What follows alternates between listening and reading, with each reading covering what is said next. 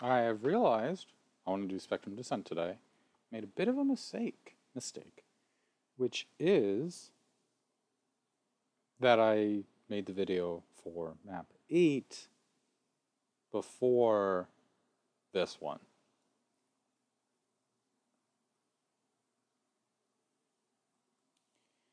As it turns out, the secret exit is from map 7 to map 16. So I guess these are going to be a little out of order. It is what it is. Whatever. I'm pistol starting everything anyway, so it's kind of whatever. Alright, we've got one of the nicest detailed maps, and just such a good example of how you can have this bright color theme and it still works for almost a dark Gothic castle.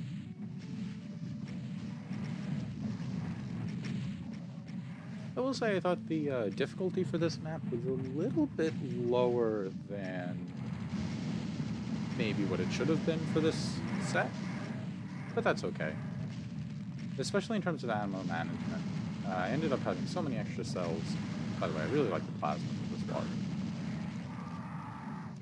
Sound is good.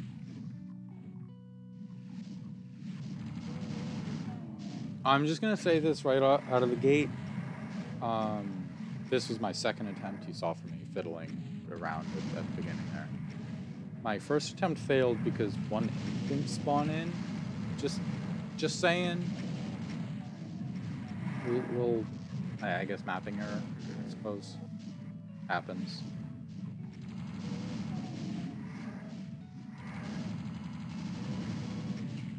So we'll see how much I actually use the plasma and how much I'm like, whatever.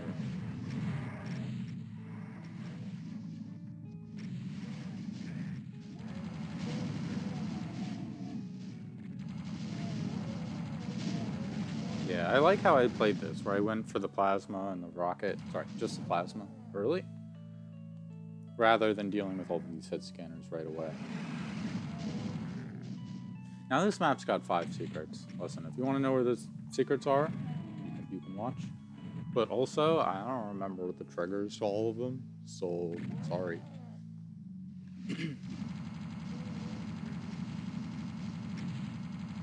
Oh, that's nice. When you get both of them right next to each other.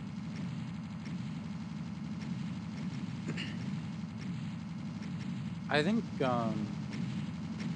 one facet of Doom combat that I think is slept on a little bit is the fact that projectile enemies, or hit scanners, I think, block each other's shots. This is especially true for Manx because they're big guys, Cyber Demons because they're big guys, and they stand still for a long time as they're shooting, and for Revenants because they shoot a big projectile.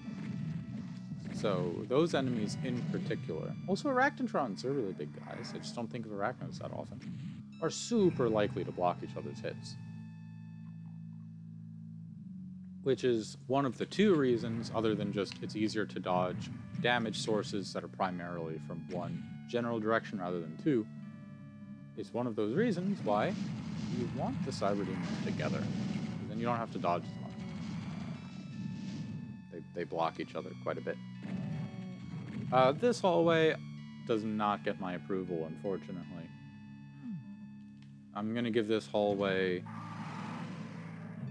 10 out of 10 for aesthetics, but I do not like the end of this fight. Basically, it incentivizes you to just jump off over and over, very, very slowly fight the Arachnotron. Unless I'm thinking of a different hallway.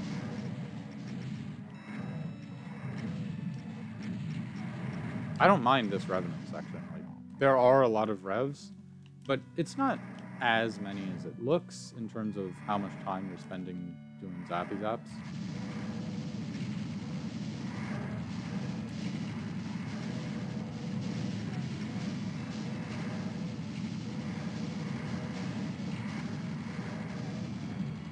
Oh, and I like that there are cells here.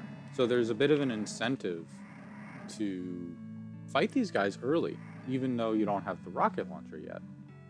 So theoretically, you're being less efficient, right? Because rockets are just more efficient for tightly packed revs. Cool secret.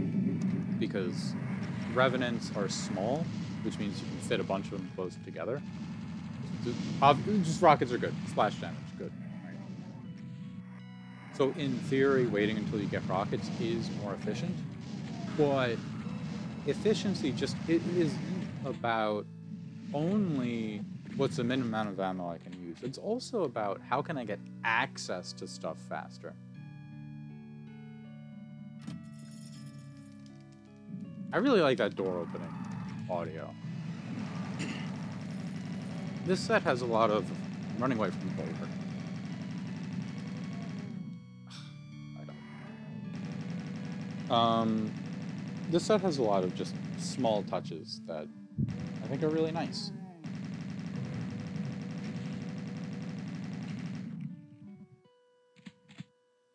The super shotgun.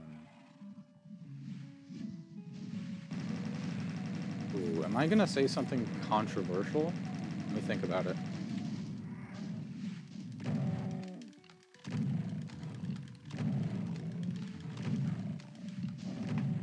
Okay. I think the shotguns might be my least useful weapon in a lot of these custom maps. I think that switch activates a secret, maybe? I'm not sure. So yeah, that's my controversial take. The like obvious truth that the weapons with the lowest DPS are not necessarily that useful. I think even in maps with buffed chain guns, Valiant... I want to say Valiant because it's the first time I saw a buff chain gun.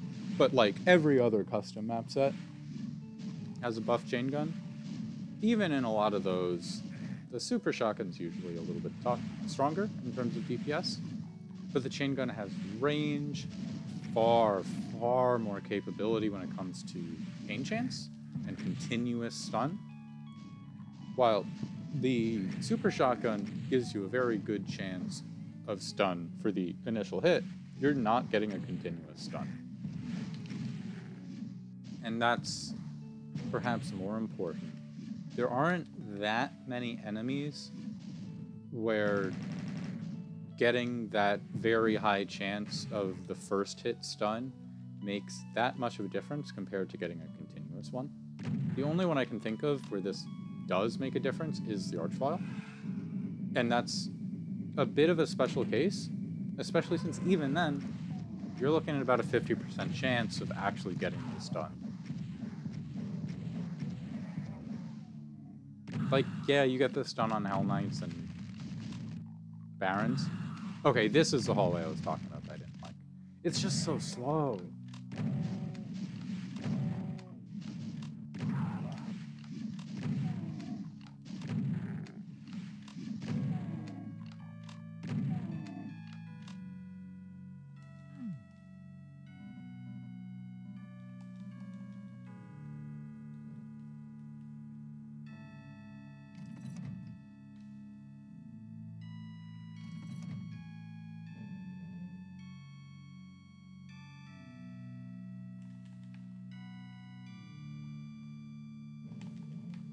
With that said, the super shotgun does have alpha damage, which in cases where you have cover is safer to use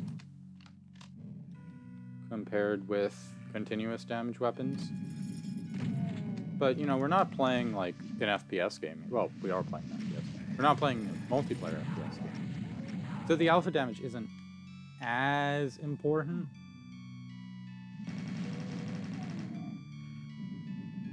Oh, another secret.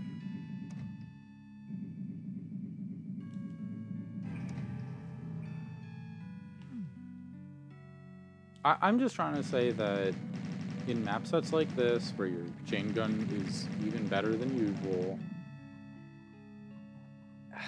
maybe it's a little cannibalizing of the super shotgun. You know, it's not necessarily bad. Because usually in maps without the buffed chain gun, the way I think of the chain gun is this is my utility tool. My utility item. Because it has pain chance, it has range, it makes use of a unique ammo type. The pistol exists, but come on. It makes use of an ammo type that really it's the only thing that should be using it. So it has all of these, like, secondary benefits outside of the damage.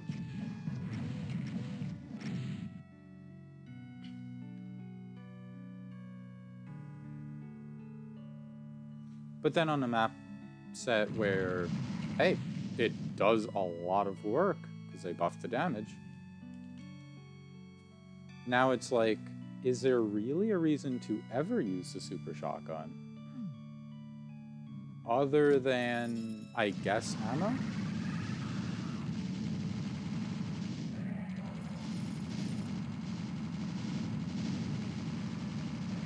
I think I could have seen another archvile in here.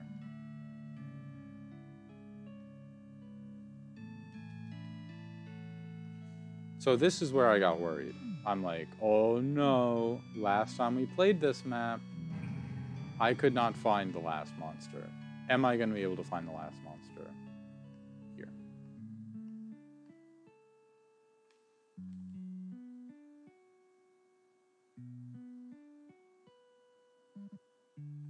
I will speed it up just in case we take a really long time with this. No, I didn't. I think I just said, too bad. It is what it is. Yeah, I mean, that's unfortunate. You know what we could do?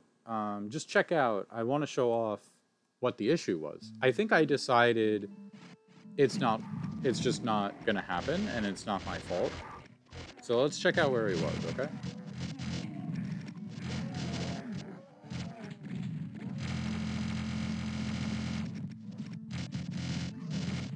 So I'm just playing it through fast, and we'll drop a save, and then we'll check it out.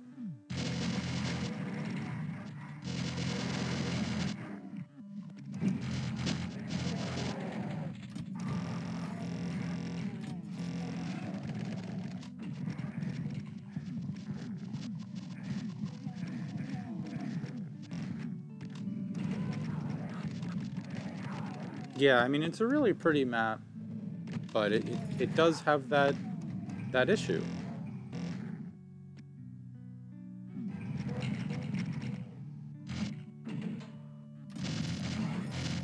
Okay. So I'm gonna drop a save right here, and then we'll check it out.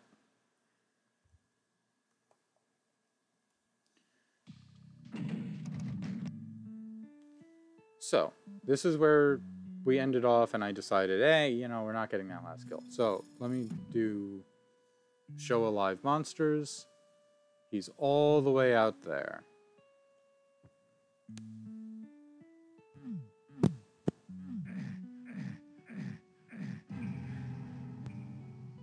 There he is.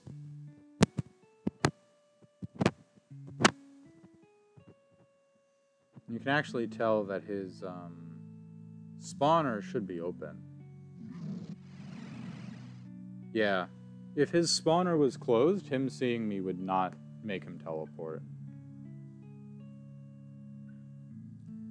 Yeah, what's supposed to happen is he wakes up and then he gets teleported right on this line.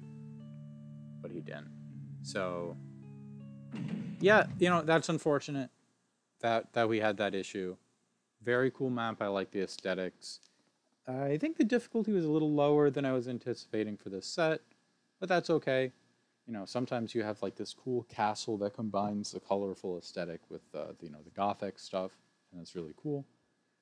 I am a little upset about not getting that last shotgunner, but you know, it happens, right? I'm not out here saying every map needs to be run by like 1 million playtesters, right? We're all making content for other people to enjoy here. It's not that serious. Okay.